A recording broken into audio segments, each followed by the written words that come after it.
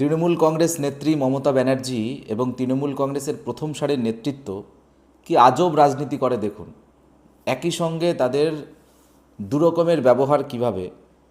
তারা বলছে বিজেপি বা বিজেপি শাসিত রাজ্য থেকে বাঙালিদেরকে তাড়িয়ে দেওয়া হচ্ছে এবং তারা বলছে ভোটার বা বাঙালি ভোটারদেরকে বাদ দেওয়া হচ্ছে। এবারে তাদের বক্তব্য যদি সত্যি হয় তাহলে তো আমাদের একটু যাচাই করতে হবে। যাচাই করে কি দেখা যাচ্ছে যে দিল্লিতে কিছু মহিলাদের সঙ্গে তৃণমূল কংগ্রেসের নেত্রীরা তারা মিটিং করলো এবং সেই মিটিংয়ের ছবি তারা সোশ্যাল মিডিয়াতে পোস্ট করেছে। এবার সোশ্যাল মিডিয়াতে পোস্ট করার পরে সেই ছবিটা আপনাদেরকে আমি দেখাচ্ছি। দেখে বুঝতেই পারছেন যে এখানে যাদের সঙ্গে কথা বলছেন তৃণমূল কংগ্রেস নেত্রীরা, তারা প্রত্যেকের চেহারা দেখে আপনারা বুঝতেই পারছেন যে এরা কারা, এবং তাদের নাম যদি প্রকাশ্যে আনা হয় বা তাদের যদি পরিচয়, তাহলে দেখতে পারবেন এদের একটা বড় অংশ হচ্ছে রোহিঙ্গা, যারা মায়ানমার থেকে এসছে, অবৈধভাবে ভারতবর্ষে ঢুকেছে এবং অবৈধভাবে পশ্চিমবঙ্গে তারা বসবাস করত এবং পশ্চিমবাংলা থেকে কাজের জন্য, যেহেতু এখানে কাজের ব্যবস্থা নেই, তাই কাজের জন্য তারা দিল্লি এবং ভারতবর্ষের অন্যান্য শহরে গেছে। এইবার স্বাভাবিকভাবেই পশ্চিমবাংলার ধরুন নদিয়া জেলায় যদি আপনি কালকেই দেখুন যে অন্য কোনো আদার্স ল্যাঙ্গুয়েজের কোনো একটা কমিউনিটি হঠাৎ এখানে চলে আসলো, স্বাভাবিকভাবেই নদিয়া জেলা প্রশাসন তারা তাদের সেই বিষয়টা জাজ করবে এবং তাদের আইডেন্টিফিকেশনের জন্য তার বিচার হবে। এবং বিচারে যদি দেখা যায় তাদের আইডেন্টিফিকেশন জাল, তাহলে তাদেরকে যেখানকার তারা নাগরিক সেখানে পাঠিয়ে দেবে অথবা তাদের বিরুদ্ধে আইনের মতো ব্যবস্থা নেওয়া হবে। এটাই করেছে যে অবৈধ ভোটার যারা, অবৈধ মানে যাদের কাছে বৈধ ভোটার কাগজ নেই বা ভোটার স্লিপ নেই। এবার বিষয়টা হচ্ছে 1993 সালে 21শে জুলাই মমতা বন্দ্যোপাধ্যায় সেদিনকে আন্দোলনে নেমেছিল এই একই বিষয় নিয়ে। তিনিও সেদিনকে বলেছিলেন অবৈধ ভোটার যারা পশ্চিমবঙ্গের নাগরিক নয় বা ভারতবর্ষের নাগরিক নয়, যারা বাংলাদেশের মুসলিম ভোটার, এখানে এসে নকল ভোটার করেছিল সিপিএমের হাত ধরে, সেই নকল ভোটাররা ভোটের দিন ভোট দিয়ে যেত, আবার বাংলাদেশে গিয়ে ভোট দিত। এইটাকে আটকানোর জন্য সেদিনকে অবৈধ ভোটারদেরকে অবৈধ করার দাবি নিয়ে রাইটার্স বিল্ডিং দখল করলো।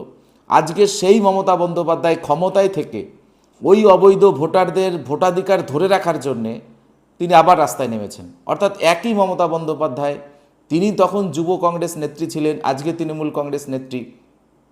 দল পরিবর্তন করেছেন, ক্ষমতার পরিবর্তন হয়েছে, তখন ছিলেন বিরোধী নেত্রী, আজকে তিনি রাজ্যের মুখ্যমন্ত্রী। সেদিনকে তিনি আন্দোলন করেছিলেন ওই অবৈধ বাংলাদেশি অনুপ্রবেশকারী মুসলমান ভোটারদের ভোটাধিকার কেড়ে নেওয়ার জন্যে। আজকে তিনি লড়াই করছেন সেই অনুপ্রবেশকারী অবৈধভাবে ভারতবর্ষে ঢোকা রোহিঙ্গা মুসলিম এবং বাংলাদেশি মুসলিমদের ভোটাধিকার রক্ষা করার জন্যে। যারা মনে করছেন এই বাঙালি বাঙালি কথা বলে যে আপনার যারা এখানকার যারা হিন্দু বাঙালি আছেন তাদের পরিবারের কারোর ভোট কেটে গেছে বা বাদ গেছে, একদমই বিভ্রান্ততে আপনারা পা দেবেন না। এরকম কোনো হিন্দু ভোটারের নাম কাটা যায়নি। দেখুন, হিন্দু ভোটারের নাম কাটলে তৃণমূল কংগ্রেস রাস্তায় নামবে না, কারণ তারা জানে যে হিন্দু ভোটার যারা বাইরে থাকে, উত্তরপ্রদেশ থাকে, গুজরাট থাকে, আহমেদাবাদ থাকে, তারা ম্যাক্সিমামটাই মোর দ্যান 90% তারা বিজেপিকে ভোট করে। ফলে তাদের ভোটাধিকার যদি কেটে দেয় তাহলে এদের কোনো দুঃখ নেই।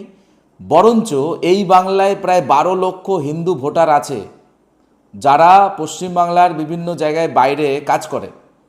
তারা হিন্দু ভোটার বলে তাদের ভোট কাটার জন্য তৃণমূল কংগ্রেস তারা অবজেকশন দিয়েছে নির্বাচন কমিশনের কাছে, লিস্ট আছে আমাদের কাছে।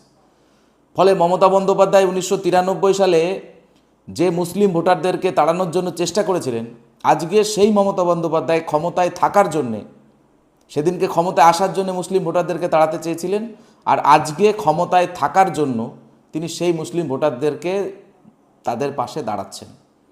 ফলে এখান থেকে আমরা কি শিক্ষা পেলাম? আমাদের শিক্ষা একটাই, ভোট বড় বালাই। অর্থাৎ দিনের শেষে ভোটে জিততে হবে, তাতে রাজ্যের মানুষের কি অবস্থা, কি ক্ষতি হবে কি না হবে এটা নিয়ে তার কোনো মাথা ব্যথা নেই। কিন্তু আমাদের মাথা ব্যথা আছে। আমরা কারা? আমরা যারা জাতীয়তাবাদী মানুষ, আমরা যারা দেশের স্বার্থে কাজ করি। আপনাদের কাছে পরিষ্কার মেসেজ, যারা হিন্দু, যারা ওপার বাংলা থেকে এসছেন, তারা একবারের জন্য চিন্তা করবেন না, আপনাদের জন্য কেন্দ্র সরকার আছে। যতদিন পর্যন্ত বিজেপি সরকার থাকবে ততদিন পর্যন্ত শুধু এই বাংলায় নয়, ভারতবর্ষের সমস্ত জায়গাতে বাঙালি হিন্দুদের ভোটাধিকার কাড়ার ক্ষমতা কারও নেই। এই ঘোষণা আমার নয়, ঘোষণা আমাদের কেন্দ্র স্বরাষ্ট্রমন্ত্রীর। ফলে অহেতুক চিন্তা নয়, সিএর জন্য আবেদন চলছে, আপনারা আবেদন করতে পারেন, কিন্তু 2003 সালের আগে যাদের জন্ম তাদের আবেদন করার কোনো প্রয়োজনীয়তা নেই।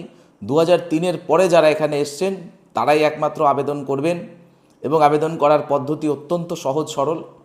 অহেতুক জটিলতার মধ্যে আপনারা কেউ যাবেন না।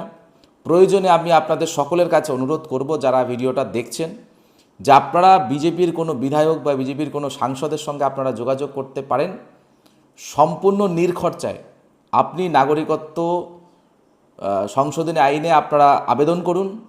এই আবেদনের জন্য কোথাও আপনাকে একটা টাকা পর্যন্ত দিতে হবে না। অহেতুক তৃণমূল কংগ্রেস যেহেতু, আবার বলছি, যেহেতু রোহিঙ্গা মুসলিমদের ভোট কাটা গেছে বা তাদেরকে চিহ্নিতকরণ করে আলাদা করেছে, তাই কিন্তু জ্বালা ধরেছে তৃণমূলের। এই বাংলায় তারা 12 লক্ষ হিন্দু ভোটারের ভোট কাটার জন্য তারা কিন্তু নির্বাচন কমিশনের কাছে তারা চিঠি দিয়েছে। ফলে বাঙালি হিন্দুদের সঙ্গে, বাঙালি হিন্দু সনাতনী হিন্দুদের সঙ্গে তৃণমূলের কোনো সম্পর্ক নেই। তৃণমূল কোনোদিনও চায় না তাদের বিপদে তারা পাশে দাঁড়াক। যদি চাইতো তাহলে বাঙালি হিন্দু হবার কারণে মালদার, মুর্শিদাবাদের 10,000 হিন্দু তারা ঘর বাড়ি ছেড়ে পালিয়ে যেত না। তৃণমূল কংগ্রেসের নেতা নেত্রীরা তাদেরকে আশ্রয় দিত, দেয়নি, দিয়েছে একমাত্র বিজেপি। তাই বিজেপির বিরুদ্ধে বাঙালি সেন্টিমেন্ট তুলে তৃণমূল কিন্তু বাঙালিদেরকে ডিভিশন করার চেষ্টা করছেন। মনে রাখবেন, বাঙালি হিন্দুদের কথা আমরা বলছি, বাংলাদেশি মুসলমানের কথা আমরা বলছি না। বাংলাদেশি মুসলমানদের ভারতবর্ষে আসার কথাই নয়, কারণ সেখানে তারা সংখ্যালঘু নয়, সেখানে তারা সংখ্যাগুরু। সেখানে তারা হিন্দুদের গড় বাড়ি লুট করে আবার এখানে এসে আপনার বাড়ি লুট করার জন্য এসছে। ফলে এই সমস্ত বাংলাদেশি হিন্দুদের, এই বাংলাদেশি মুসলমান, তাদের ভোটে মমতা ব্যানার্জি জেতার যে প্রক্রিয়া নিয়েছে, এর বিরুদ্ধে রুখে দাঁড়াতে হবে। এপার বাংলায় যারা হিন্দু আছেন, যাদের পূর্বপুরুষ এপার বাংলাতেই থাকতেন, তারা বিজেপিকে ভোট দিক আর না দিক, তাদের ভোট অধিকার কাড়ার ক্ষমতা কারো নেই। আমরা দায়িত্বের সঙ্গে বলছি, আপনারা তৃণমূলকেই ভোট দেবেন, সিপিএমকে ভোট দেবেন, যাকে খুশি ভোট দেন, কিন্তু আপনাদের ভোটাধিকার যাবে না। ভোটাধিকার যদি যায়, একমাত্র বাঙালি, বাংলাদেশি, মুসলমান, তাদের ভোটাধিকার যাওয়া উচিত, কারণ তারা এই দেশের বৈধ নাগরিক নয়। কোনো আইনে তারা এই দেশের বৈধ নাগরিক হতেও পারে না। রোহিঙ্গা মুসলিম যারা আছে তাদের ভারতবর্ষে থাকার কথা নয়, তারা অবৈধভাবে ভারতবর্ষে ঢুকেছে, এবং ভারতবর্ষের কোনো আইন তাদেরকে আইনত স্বীকৃত দেয় না। ফলে এই ঘটনাকে জলঘোলা করে তৃণমূল কংগ্রেস মাঝখান থেকে হিন্দু ভোটারকে ভাঙতে চাইছে। তারা জানে যে মুসলিম ভোটার 100% বিজেপির বিরুদ্ধে দেবে, শুধু হিন্দু ভোটারকে যদি আমরা ভাঙতে পারি, আবার তারা ক্ষমতায় জিতবে 26-এ, এবং ক্ষমতায় আসার পরে মালদা, মুর্শিদাবাদ হিন্দু শূন্য করেছে, এরপরে নদিয়া, তারপরে 24 পরগনা, তারপরে কলকাতা, বৃহত্তর একটা বাংলাদেশ এরা তৈরি করবে। সেই জায়গা থেকে সকলকে বাঁচার জন্যে তৃণমূল থেকে বাংলাকে বাঁচাতে হবে।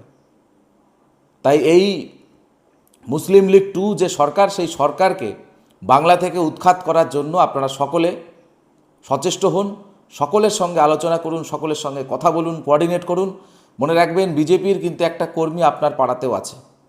আপনার যে কোনো আইনত সহযোগিতার জন্য সেই কর্মীর সঙ্গে আপনারা যোগাযোগ করুন। কোনো রকম কোনো ঘাবড়াবেন না। ভারতবর্ষের ইতিহাসে কোনোদিনও বাঙালি হিন্দুদের হয়ে সরাসরি কেউ কথা বলেনি বিজেপি ছাড়া অন্য কোনো দল ভবিষ্যতেও বাঙালি হিন্দুদের জন্য কথা বলে যাবে, বাঙালি হিন্দুদের জন্য লড়াই করে যাবে। কারণ বিজেপির যিনি স্রষ্টা, সেই শ্যামাপ্রসাদ মুখার্জি এই বাংলা বা এই পশ্চিমবঙ্গ বাঙালি হিন্দু হোমল্যান্ড করার জন্য তিনি লড়াই করেছিলেন, সংগ্রাম করে ছিনিয়ে নিয়ে এসেছিলেন পাকিস্তানকে ভাগ করে। ফলে এটা হিন্দুদের হোমল্যান্ড। এই হিন্দুদের হোমল্যান্ডে হিন্দুরা তৃতীয় শ্রেণীর নাগরিক হিসাবে থাকবে না, এটা আমরা দ্ব্যর্থহীনভাবে ঘোষণা করছি। ধন্যবাদ।